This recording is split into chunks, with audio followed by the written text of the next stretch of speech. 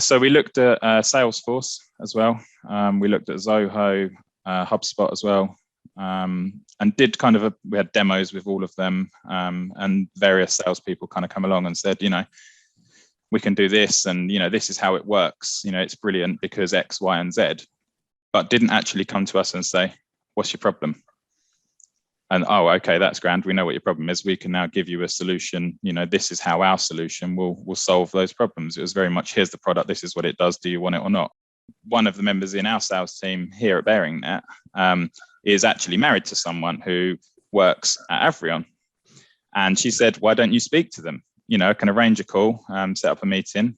It could be something, who knows? What's the harm in having a half-hour conversation?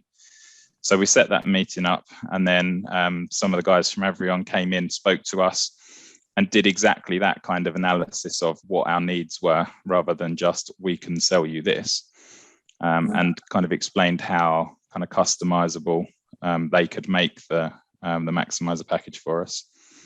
And kind of looking at Avrion as a company versus BearingNet as a company, similar size, kind of located really close together.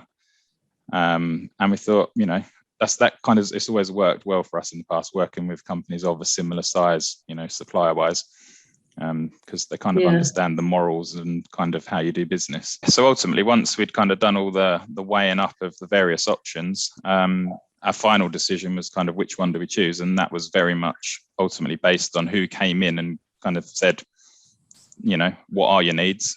And delivered that much more kind of bespoke solution to us, rather than just a hard sell.